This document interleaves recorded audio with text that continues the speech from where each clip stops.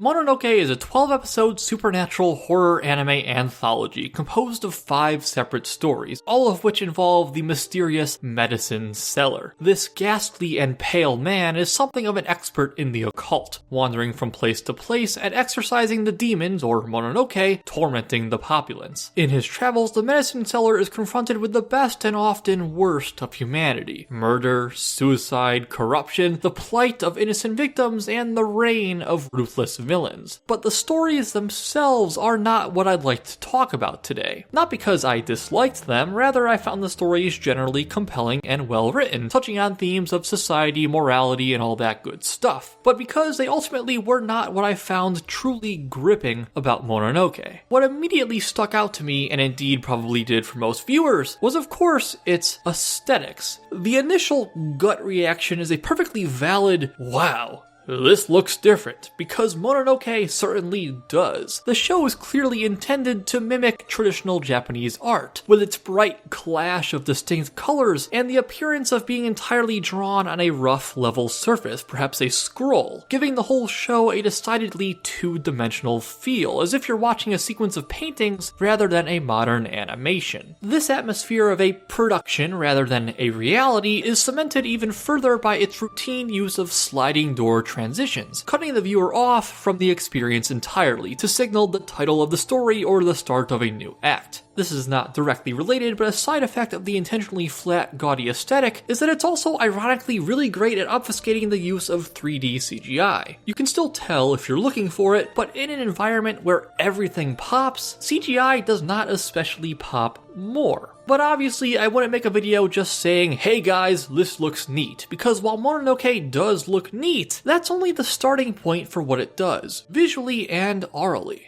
The last paragraph was general, stuff you mostly could have gleaned from watching a trailer, but what's less obvious is how deeply Mononoke goes to unsettle the viewer. It already has its foot in the door. A show looking so different from the norm is by nature somewhat unsettling, but that's also something you could maybe get used to. It's harder to get used to with several layers of additional cinematic techniques built on top of it. Well, first, there's the sound design. Right off the bat, we have the medicine seller's voice. He speaks in measured, raspy, and halting speech that leaves you both unnerved yet hanging on his every word. The show's dialogue in general is rife with unnatural pauses, just long enough for something to feel amiss without being clearly wrong. Sometimes dialogue will overlap as well, forcing your attention to one line or the other, with the worry that you might miss something. Of course, for non-Japanese speakers, this is compounded even further by having to read subtitles, and no dub exists, not that I'd want one. All that combines to create a constant sense of vague uncertainty, but these gaps in conversation are made even more severe by a pronounced lack of music. Mononoke is not without music, especially when it comes to the climax or epilogue of a story, but often enough, the sole sounds you'll hear are ambient noises and the occasional sound effect. Even when music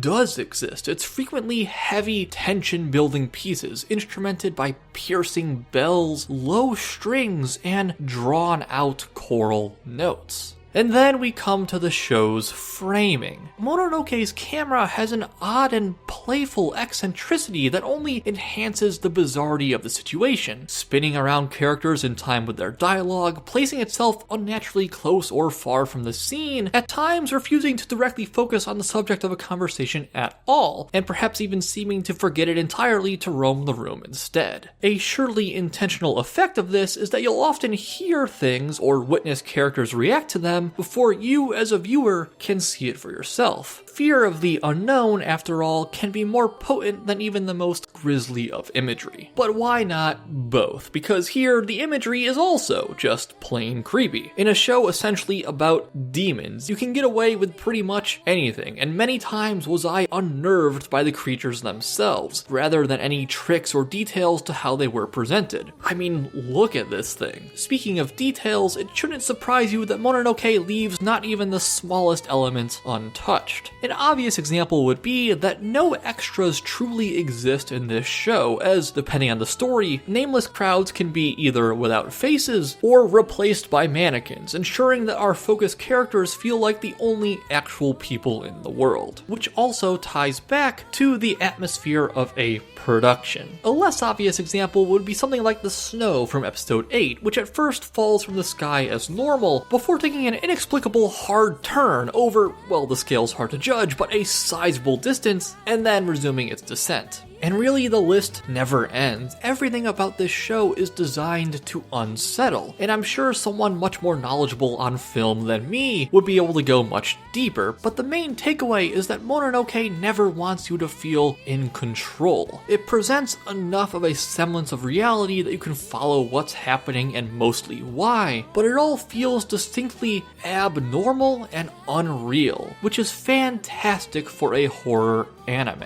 In the end, Mononoke is definitely one of a kind, and it had me transfixed from start to finish. So if this video on its aesthetic sensibilities has encouraged you to check it out, you may do so on Crunchyroll, Viewster, or Tubi TV. In particular, Viewster and Tubi are legal, free, and in HD, so really there's no excuse. And that'll do it. Thanks for watching, have a great day, leave any feedback in the comments, subscribe if you want more, and if there's anything you'd like to see a video on, by all means tell me. In fact, this video was requested by Hitlurious. Love the username.